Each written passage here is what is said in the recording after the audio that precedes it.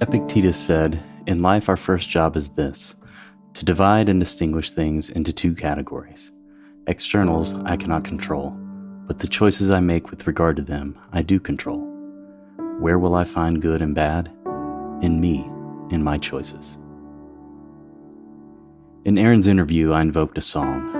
The song says, "I'm upright, downright, inright, outright, happy all the time." It's a fun song. It has hand movements and it's a simple tune, so it was a children's song in my church growing up. It's seemingly harmless. It's just a song about being happy in church, a song about the joy someone finds in their faith. It took years of hearing that song before I actually listened to the words and gave some thought to the message it was subtly sending. Now that I know Jesus, I'm happy all the time. All the time? I do not think so. I guess it's hard to write theological nuance into a song with hand movements for children, but I think this gives an unrealistic view of what it means to have faith, and it doesn't provide much of a framework for how a person with faith is to handle life's difficulties. But that's the song that came to mind when I was talking with Aaron, a young man faced with significant difficulty, because this was one of the first times that Aaron had had to deal with significant difficulty. So often when I meet people who are experiencing personal tragedy for the first time, there's a level of surprise, because there's this underlying expectation that at baseline, life is good. When bad things happen, it's a mistake. Something is wrong. It was something that I really had to work through when I started training to be a chaplain. In my mind, death was bad. Something bad had happened. It's a mistake. Something is wrong. But I've learned that being happy all the time isn't how faith works, and being struggle-free isn't how life works.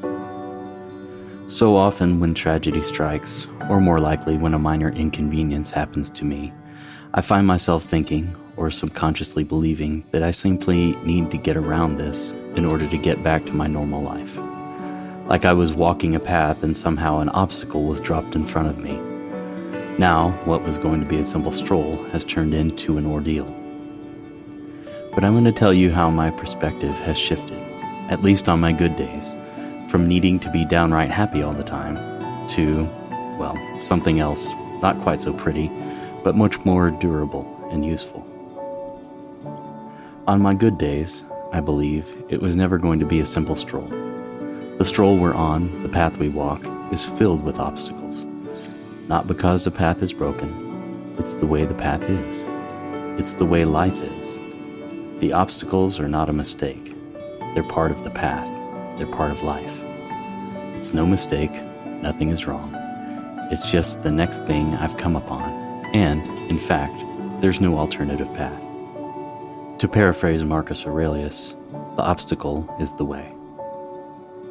When I was listening back to Aaron's episode, I wrote, "Suffering is part of a process." And Aaron is a wonderful example of participating in whatever comes and trusting in the transformative power of suffering. I've said from the beginning of this podcast that the diagnosis of a serious illness has a clarifying effect. We've seen over and over again that people who are seriously ill have no time for unimportant things. Aaron was initially distracted. He said that he was angry, and there's often a sense of injustice with a cancer diagnosis. I exercise, I don't drink, I'm a good person, and I still got cancer. But Aaron quickly realized that he was off the path. These kinds of emotional reactions are reasonable, understandable, natural, and they're a distraction.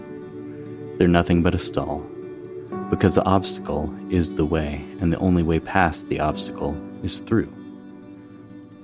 Aaron quickly recognized this and turned back to his true north. For Aaron, this is his faith, his relationship with God. He knew that this diagnosis would change his life forever, and that he had the opportunity to come through this struggle, and on the other side, he would be more aligned with his faith, his values, and who he wants to be. This is a snapshot of a maturing faith.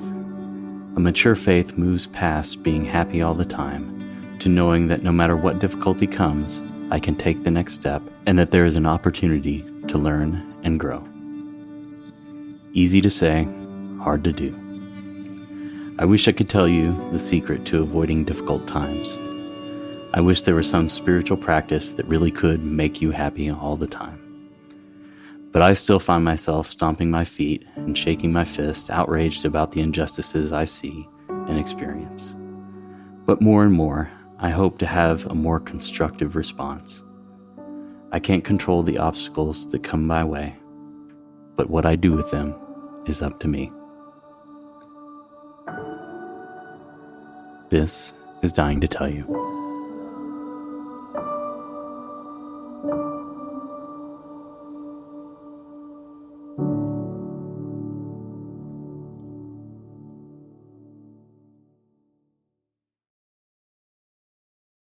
Hi, this is Chris, the producer for Dying to Tell You, and welcome to the Ferris Bueller part of the podcast where we talk over the credits.